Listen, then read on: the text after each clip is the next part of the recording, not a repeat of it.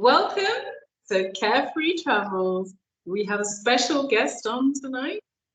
We have Unblind Tuvin, who's going to be sharing his experiences in a maximum security prison and how he survived for several years without ever having any incidents.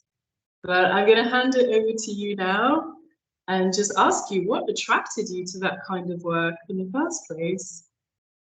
Thank you. Thank you for this interview, and thank you for having taken the time to do it. I think it's very critical. The thing which attracted me and how I run my life is according to my ancestors, and according to the needs, and according to the oracle, and according to the vision of the ancestors. So I applied for the public service role, and I was guided by Auset. Auset is a faculty on the tree of life, which governs caring and nurturing and taking care of people and making sure that they're well. It also governs the goddess, the divine feminine. So I would say the divine feminine energy took me into that circle. It's a circle which many people would think would not be a circle where you would nurture people and care for them. But due to my reading and my oracular consultation, I knew that that faculty was what I would be developing within the corrections facility. It's, of course, something that nobody would think about. Of course, Auset, I have the t-shirt right here. This Auset is right here. She governs the feminine, divine feminine, the nurturing, the mother. She is actually the one which is the role model for Mary. When we have the Mary and the baby Jesus, it's the Black Madonna is Auset. So she was the one who gave birth through Immaculate Conception to the baby Jesus, or Heru in our tradition. So it was by the ancestors. And some people might say, "Oh, you're hearing voices? Is people talking to you? Is it something subliminal?" No, in my system, we consult the oracle ourselves, and the oracle taps into the Akashic records, and beyond the animal and the human voices in our mind, it gives us some more clarity, because the divinity is very blurred out by our socialization, negative socialization, as well as, of course, our emotions and conditions. And of course, the emotions and conditions, if they dictated my choice, I would have been scared. I would have said no, and I would never have gone there. But because I had that conciliatory, nurturing energy that I would be developing through going to that place, I said, that's my destiny. And I need to take on that opportunity to rise to the occasion. And that's what I did. I took the opportunity, applied, and this is how the divinity works. I got accepted. There was only 200 out of 1,500 applicants who they accepted. And further to that, to show you that the divinity is working through the readings, I actually, because people had to pay for training, and it was a substantial amount of money, because it's like boot camp for a military type training for us to get only the physical conditioning and also the mental social skills to deal with the inmates. I also got a scholarship, so I that was all covered, because I got the human rights scholarship. I was one of the only two in the class that got the human rights scholarship, so that was indicated to me I was needed in that place. Ironically, I also evaluated myself when I was making the decision that how could I have, and due to racism and structural oppression, anti-Black racism, where could I have access to the most Black men? And unfortunately for us, as we know, prisons are where you're going to have access to a whole bunch of them, and a whole bunch of them that need support. They need spiritual work. They need to do something differently, not to get caught in that web, in Nancy's web all over again, and get caught in that recidivism, which is very high, 75% recidivism. So those were some of the elements that came to my mind, and I said I got to do it. So I went, and that's the reason why I entered into corrections. Okay, and did you have any concerns going in at all, or? Well, I being somebody who is very much into placing peace on a pedestal. in my life and the virtues of truth and ma'at, I was not as apprehensive as I would have been if I was, for example, someone who was just out there, um, doing, random things. I knew that there's a formula and there are equations to human life and behaviors, which we can apply to our lives in order to mitigate or reduce the possibility that things are going to go very much awry very quickly. I was also trained in judo since I was very young, so I knew judo as being the gentle way, and the gentle way, which we always were told in martial arts, is to avoid conflict and try to resolve it peacefully, and only use your conflict resolution mitigating physical skills when it's absolutely necessary, and that I could rely on as well. So I wasn't that intimidated. I know that if things were to happen, I had some of the skills necessary to, first of all, peacefully or otherwise in other ways, reduce the tension and return things to balance and peace. Okay, well, first of all, I should have congratulated you on your award, your scholarship. And then another thing I just picked up on just then is, so like you said, you pretty much know going into that kind of situation that there are going to be a lot of people who, I would say, look like you. Were there any other corrections officers on your course during the training who were also melanated people, or? Oh, yeah, that's the good thing about that division of the government. It has the most melanated beings. In training, there was quite a few of them. As a matter of fact, one of my creation stories was a wonderful sister, who I won't name any names, of course. But training was a little bit out of the city, and at that time I wasn't really driving. And I met her the first day of training, and from that point on, we were supporting each other. She would come and pick me up each day and drive over there. She was so gung Oh, ho wow. about us being there because she knew we had a mission to accomplish there. So that's the type of people I encountered. That's why I said the reading is really, somebody who's willing to nurture and care and take somebody to a class is very much like a mothering figure, and she was very useful. We were we were in the class together, sharing, comparing notes, and there was also lots of other African people of African descent in that class. It's that branch of the ministry of which is the Ministry of Ontario, which is a provincial ministry, has quite a few people of African descent, and we were able to go through the training seamlessly and working together to assist each other. And there was one of our trainers was actually a person of African descent. There were three or four of them which were people of African descent. And when I went into the actual prison, there's quite a few sergeants and deputies, and so it was quite a plurality of people of African descent all around in that endeavor. Okay. I guess that's good to hear that, you feel supported, you feel like you're already part of the community before you get started. How long did the training take, just out of interest? Training took us 2 months. 2 months of training. Just 2 months? 2 months. Wow. Yes, 2 months of training. Now, of course, we had already gone through a rigorous 1 year process of interviewing and physical testing as well. So the training was when people were accepted, and they'd already gone through a rigorous, triage of candidates. So, the focus is more on social skills nowadays. So, that's why I think I got so much benefits when I was going into the ministry, right? They want people with more social skills because they know that if you're fighting every day, you're going to get injured eventually. It's going to cost the ministry lots of money, and the inmates are not going to be happy. And at the end of the day, it's going to be disastrous for many parties involved. So, Okay, so yeah. were there female corrections officers working? Was it a male jail? Male prison, sorry? Or Yeah, I how was does in it the work? male facility. The both of them I worked in, the youth and the adult, were both male facilities.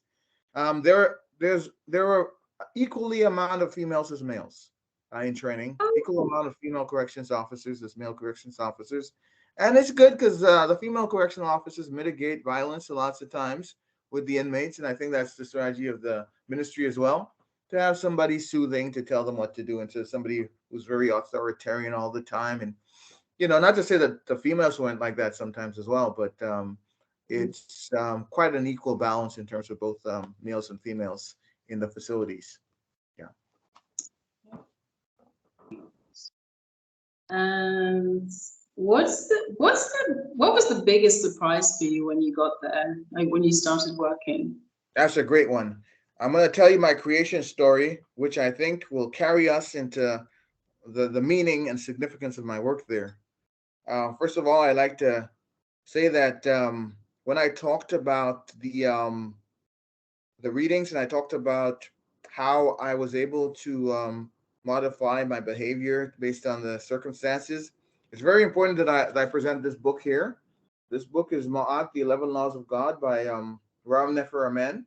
And this book was one of the key factors that enabled me to practice lots of what I was practicing whilst I was in the facility. Okay.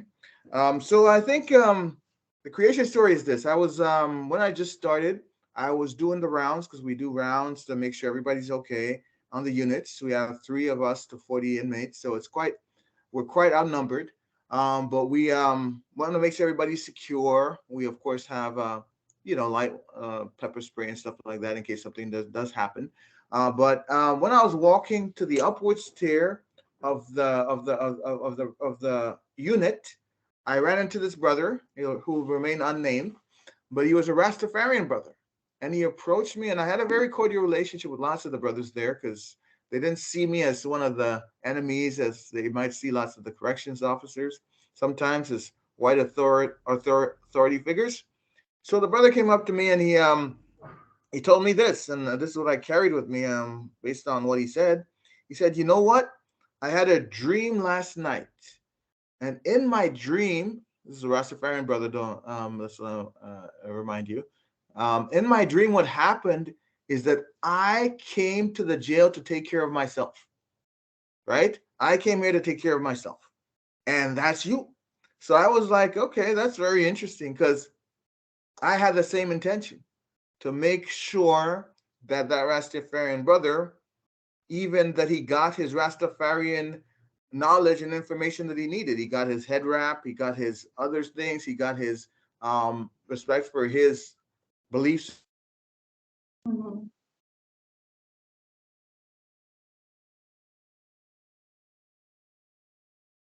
Um, a verification that the ancestors wanted me there at that time.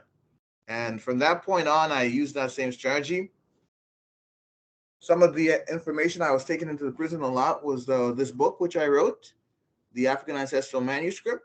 And we would read the stories of people like Hannibal, people like Mary Seacole, any of these great ancestors, Garrett Morgan, who invented the traffic light. And they would share this book around. Actually, the book I took into the jail, it became pretty battered, and I think I needed to throw it away because, there's all the people manipulating it, and, you don't want to have it anymore, really. Yeah, so I was using that, and it was helpful for me and for them as well because lots of times the males in the homes are missing in lots of the broken families, and lots of Mhm. those young boys end up in that facility. And talking about some important males or just female, whoever we're talking about, was an interesting, different perspective to have. So that was the creation story, though. The brother, he came up to me, and he was very. Sometimes people have a hard time making themselves vulnerable or opening themselves up to especially the COs. But he told me a story which just made himself vulnerable, and told me he needed some support. And I took it on to support him and to assist. I actually ended up getting some meditation going in the facility and some sacred movement. But that was the generation story. That was the creation story, and I kept that creation story with me for the duration of my time in the facility. Wow. That's quite something, really. I mean, can you tell us a little bit more about your belief system? Because I think it's going to be new to most of the people who are watching this video, apart from your friends, people in your community. You've mentioned Ausar, Auset. No, you mentioned Auset, sorry. And Haru. But Yeah. can you tell us a little bit more just to get everyone up to speed? Okay, no problem. Thank you. So my the system or spiritual system which I am following is the Auset tradition. It's the tradition from ancient Kemet, in which we have the Potnetaru, or the Tree of Life. And this is one of the most important texts I was using whilst I was in the facility. Stress Free for Life by Raul Nefer. So the key factor behind the teachings is that stress is not in the things, like we say, situations which we go through. Like some people would say, oh, you're in the jail. It's a very stressful place to be. That is not what I would say to myself and in my spirit. The stress is actually in me, meaning I have a stress reaction to things. Yeah. The things in themselves are just things. I had several scenarios, and I will talk about it probably more in depth in future interviews, where there was potential loss of life. There was hand-to-hand combat going on. There was people who were mentally unstable, because I was working on the mental health unit, and there things could go from 0 to 100 in no time. With those inmates, you never know what they were conspiring. So there were all these scenarios where if I identified, oh, it's a stressful scenario, then I would probably freeze, right? I might freeze, I might run away, I might do this, I might do that, but I definitely wouldn't be able to work through that scenario in a peaceful fashion to bring a positive resolution, right? I might even use excessive force and spray a whole bunch of people with pepper spray, because I'm not really in control of my emotions. I'm just fearing for my life, and I'm not able to be peaceful. So what I think is critical with the teachings is it reconnects us to our African ancestors. It reconnects us to a modus vivendi, a way of living whereby which we're not just intellectualizing and reading about the pharaohs and saying, oh, they're great people, but we're putting in place what we call ma'akeru, or a way of life which is based on inner peace and the appreciation of the laws of our spirit, governed by the Potnetaru, which in our tradition are different energies and different frequencies, or different angels and archangels, which we can manifest in different situations based on the necessity to manifest them in that situation. So the initial faculty which I needed to manifest, which was governing my prison sojourn, was that Auset. And I said that mothering quality. So in any scenario which presented itself to me, I would have a different perspective than a racist, maybe European, who's just going there to enforce his racism and his violence and his lack of authority at home or whatever it might be. That was a different approach, which I had. So I was able to, even when there was inmates who were going above and beyond their above and beyond the call of duty to to cause what other people might call stress or stuff like that, I would be able to talk to them. I have some examples of inmates inundating their cells, doing all types of crazy things with projectiles from their own physical bodies and stuff. But being able to calm them down was a very critical tool. And the key thing about being able to calm somebody down is not to tell them to be calm, is to be calm yourself and to talk to them peacefully, and not to negate their humanity, and to understand that they're also in a situation which, if they don't understand that stress is not who they are, they will react in a very animalistic way lots of times. So we got to separate the behavior from the person. That's the key as well, Mm. and not take anything personally. That was some of the key instructions I had to not only to my teachings but also to training as well.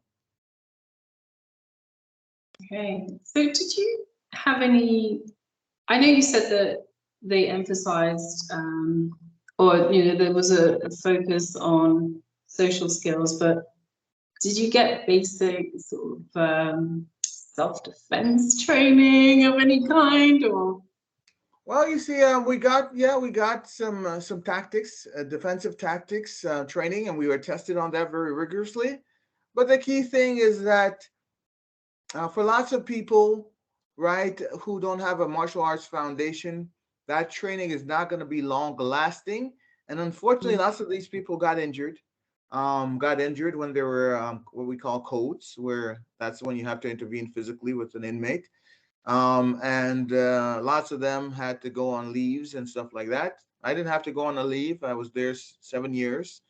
Um, like I said, no major incidents. Nobody tried to attempt anything on me specifically. Lots of people who served in that function were assaulted regularly.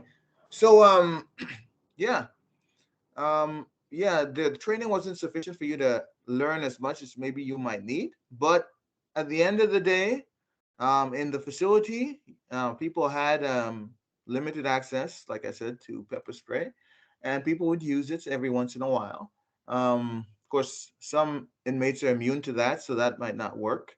But the thing with a facility like that is that once you press that button, the blue button, the whole facility comes down, and it no longer is a matter of you being outnumbered. It's a matter of the inmates being very outnumbered. So um, it's not gonna be there like that for a long time in those scenarios of life-threatening scenarios. Okay, and did a lot of people fall away, you know, that went through the training and started working? Is there quite a high dropout rate amongst the Yeah, staff? there is a pretty high dropout turnover. But then again, it's not because of what you might think. Not necessarily because people are stressed out. Some people are, but that's because lots of people use it as a stepping stone to enter into different police forces and different Oh, other positions of that nature, which have a much more substantial pay and benefits, and so many people who were in there were going for policing. Some of them were going for other aspects of security. And yeah, it's mostly for that reason. It's not because some people would go on leave when they got injured, and there would be lots of WSIB, as we call it. And that would happen as well. But the people who started with me, lots of them moved on to bigger and better roles, according to them, according to their beliefs, right? did you have any stories from your time? I mean, 7 years is a long time. I'm sure things happened. Can you share anything with us? Yeah, we have a whole range of those stories, and most of them are from the most bizarre stories will of course be from the mental health unit. The mental health unit always has interesting characters. Um, so we have a person who we are working with who was notorious for having the most assaults on staff, maybe even the province. Okay, so we are assigned to him. I was assigned to him one on one, and with another staff, actually two on one. And he had lots of issues. He had lots of issues. He had substance abuse issues. He also had depression issues, family issues. Everything you can name. He had it. So we were working with him, and at one point in time, he had an incident where he was totally let's just say out of pocket. He was having a mental health crisis because of his guilt of he was being charged for first degree murder, and he had killed somebody who they thought in self defense. It was a case where he was trying to rob somebody and they took out a knife and he shot the person. So he was having a crisis in his room, and yeah, we had to come because he was self-harming. We had to come and talk to him, ask him very politely to give us the tool he was using to do the self-harm. And he eventually, after a long discussion and appreciation, of course, we had to be appreciative that he's, even though he committed a crime, that he's somebody of value. And it ended up in a scenario whereby which we took the sharp object, opened the cell, and we ended up holding the guy on the floor, and just holding him and reassuring him that everything's going to be okay, things going to work out. And it's interesting because we wouldn't necessarily think that's going to happen. But once again, I said we had that Auset piece is very key to my career in the facility. So knowing that, I knew that he needed some love at that time. He needed some reassurance, and we needed to work in that way. The stern approach wouldn't have worked, even though he was somebody who would consistently assault the nurses as well. So you knew that, you know, um, going in there, you might perceive that you don't want to do that because he does that all the time. But you had to have that approach at that specific time in order to resolve his self harm, his tendencies and desires, and also his threats on his own life, right? So it was quite an interesting scenario, and it was resolved quite in quite an interesting way. So those are some of the stories from the grind inside the facility, um, that that that come up on a regular basis. And how would you prepare yourself before a work day? Did you have a routine, or was it just part of, was it just your normal routine that you do every day, regardless of where you've been working? I would do lots of meditation, lots of meditation. Like I said, this book was very helpful. This Stress Free for Life. I would do the meditations in here. This book has meditations in there. I think it's very important that that baggage be dealt with in some way, form, or fashion, because if not, it could develop PTSD and stuff of that nature. And that PTSD could lead to other things like substance abuse. It could lead to your own mental health issues, you having mental health issues. So I found that the meditation was very helpful. The ability to meditate on these topics and see myself at peace, even before they occurred. I knew I was going to deal with these people. Seeing myself being peaceful was helpful, and resolving the difficulties in a harmonious way. So that I mean, even when they had some riots, they refused to go into their cells at the end of the day, and I would come on the unit and talk to a few people. The difficulties might be resolved there and then. It wouldn't happen all the time, but sometimes it did. And I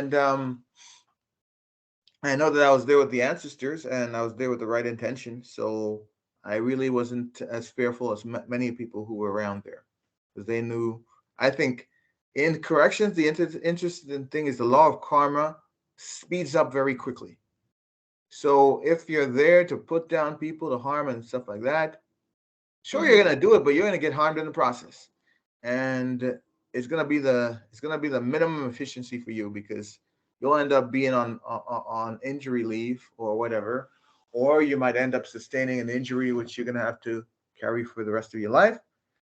Mm. And that law of karma is very strong in those facilities. I think if we study things like Herokuti and Ogun, that's the very martial energy that we have in those facilities. Martial, intimidation, fear,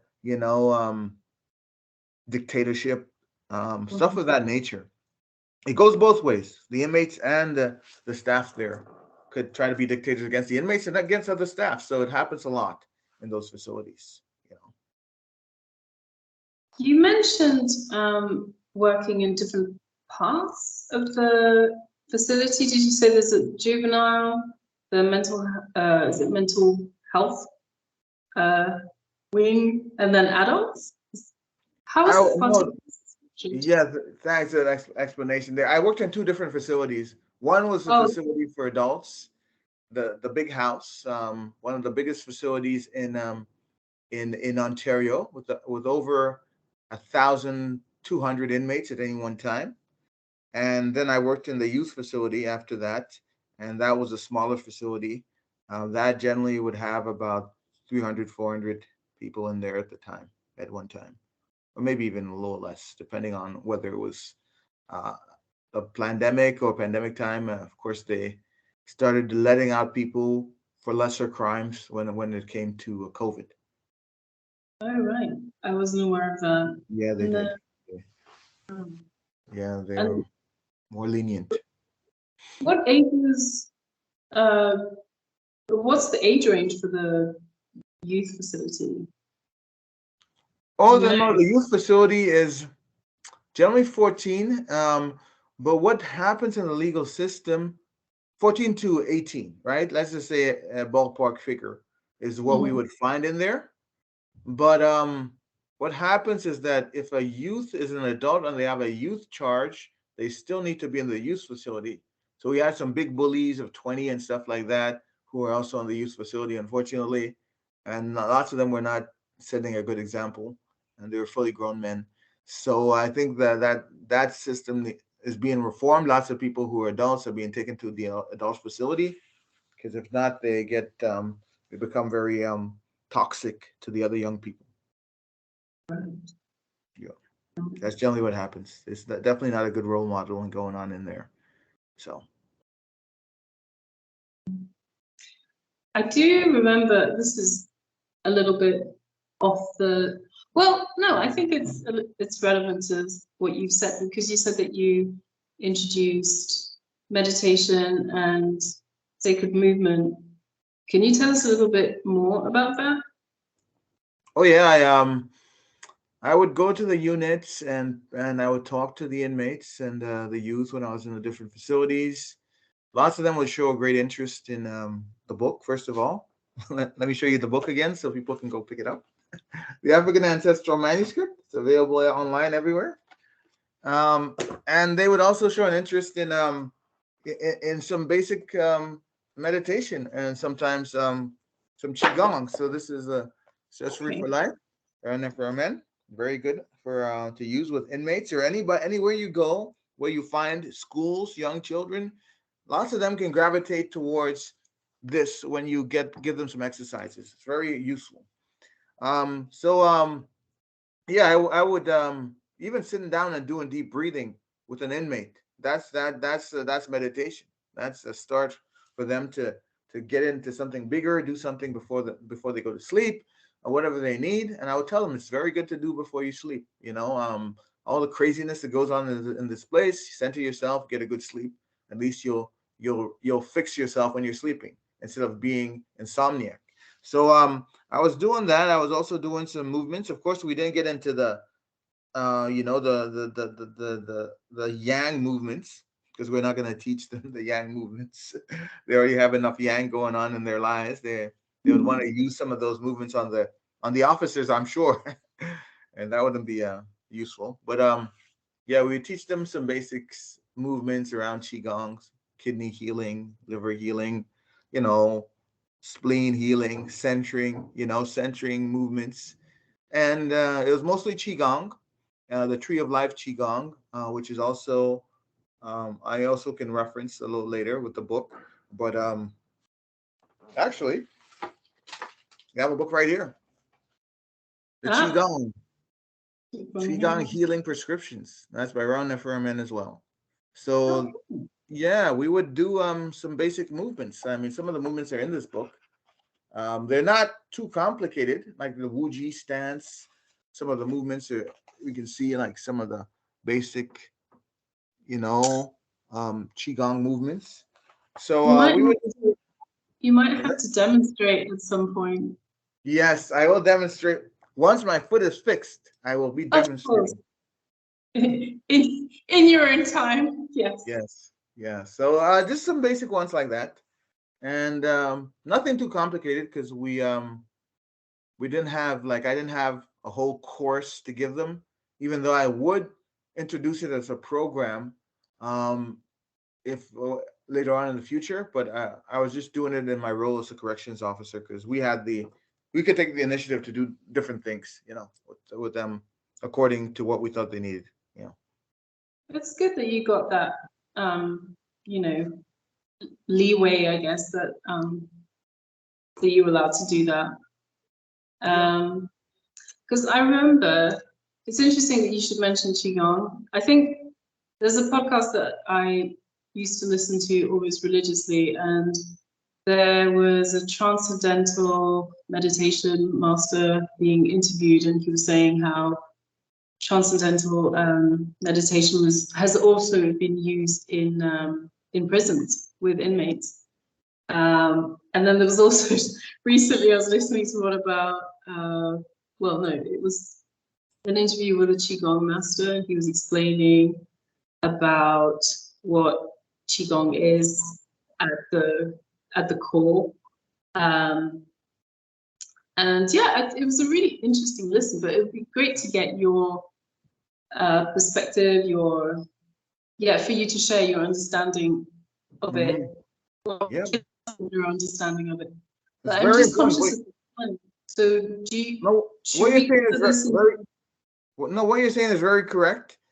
Like for example, just an example, just so as we're using little anecdotes, they're healing sounds for anger, for fear, and for different things in qigong because they're governed by different organs. Like for example, anger is governed by the angry liver, the green liver. You know, that's the color. So we could do some simple things, just having people say that sound and repeat it and do it when they're doing their meditation and try to deal with anger in that way rather than slapping somebody. So these were things which we were working on little by little, and it was helpful for me, not only for the inmates, it's helpful for me as well. Gotta say, if it's good medicine, the doctor will ingurgitate it before he gives it to other people. If it's really good for you, you take it yourself. And Yeah, I think the breathing is interesting. So I have a friend who's a prison officer in the UK, and some of the things that you mentioned already, I can relate to. You've been very kind of diplomatic about the way you've described it, but I think I know exactly what some of the stuff that you're talking about. I think I know exactly what it is. Like, for instance, a dirty protest. She explained to me what that was and how in her facility. And I remember when I shared, I didn't, because you taught us meditation, but it wasn't that. There's another breathing technique called the 4-7-8 method or 4-7-9 method, depending on who tells you about it. And I shared it with her, and she works quite closely with a team of inmates. So she's a welfare officer at the moment, and she also has inmates trained on how to support their fellow inmates, right? So when obviously she's not there all the time, so she has this small team that she works with, and she was saying, oh, I'll use that breathing technique with them as well, so that they can teach it to other people. And so the technique that I shared with her is the one that gets us into a parasympathetic Western digest state.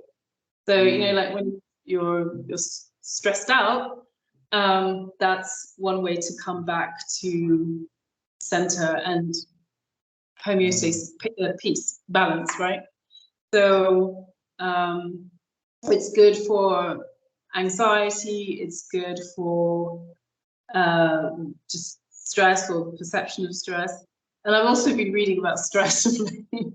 That's one of the modules that we cover. And I'll just never forget when you were taking us through the meditation, you said that, so that losing your job, for instance, is not a matter of life and death. It's not, that should not really activate the stress response, the fight or flight response, right?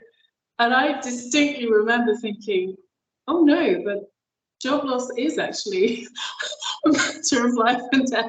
And that's probably one of the reasons I had unmanaged stress for years on end, because I couldn't stand my job. And I secretly wanted to quit. But I also felt like caught in between a rock and a hard place. And that unmanaged stress, unfortunately, does have an impact on your health and your mental health, your well-being. Yes. So I really wish that you'd come along with your meditation sooner, because I think I might have had that aha moment of kind of like, oh, actually, yeah, this is a really toxic situation. This is not a normal way to. Well, I could have got a Yeah. therapist. But, my bad. But yeah, so I think it sounds like, thanks to you, that I'm sure that your legacy will live on with these people, the young people that you worked with, and the adults as well, that they have tools at their disposal now, other than just wanting to slap someone. Yeah. I mean, to That's problematic. yeah. No, but yeah, it's interesting because it's just that in the space that I was working in. It's even that fight or flight reaction is mandated in several circumstances in that facility, because somebody might have a knife, somebody might have a shank, somebody might have stuff. So it's interesting how you can figure out better ways, right, to get things done, but you can be mindful of the fact that there might be this circumstance that leads to that end result, of you having to take somebody down, but being peaceful, knowing that it's going to be reduce the potential necessity for that to occur, right, and knowing that in that circumstance you're going to be maximizing, because my principle of judo as well, which I grew up with, is minimum effort, maximum results. The maximum Like effort is that. when you need to get physically involved with somebody. That's maximum effort, minimum result. Whereas the other way to talk and figure something out, start strategically and just embrace somebody's humanity, even if they're acting villainous towards you. It's sometimes it's mandated, and that is a better lesson for them to learn than for you to slap them, because you might want to slap them too, and that happens either way, right? That's excessive force, and people do get away with it in those facilities because then they could say, well, the person is threatening me, so I had to slap them, and that's a matter of my own survival. And of course, when you write your report, that's what you're going to write down, and you're going to be vindicated. So that's something which I had to learn as well, not to spray people when they just got a little they got a little mean. You could automatically spray them if that was what your emotion jumped to, that emotional faculty. You would just be spraying everybody all the time, and it wouldn't be a pleasant shower they would be having. But it's interesting though, because the training is good in a way if you take it the right way, because the first thing that you do is they actually spray you to make you understand how it feels to be a pepper sprayed. So I was sprayed a couple of times in a couple of trainings.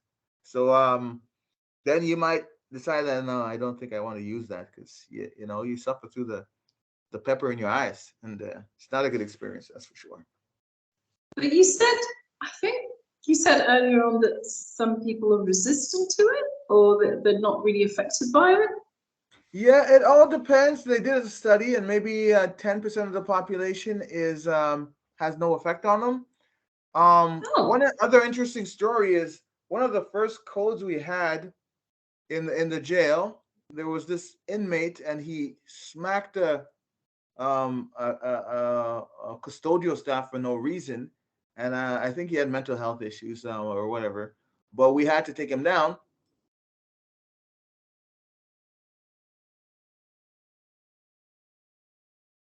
You're frozen. He wasn't even frozen. He just continued doing what he was doing.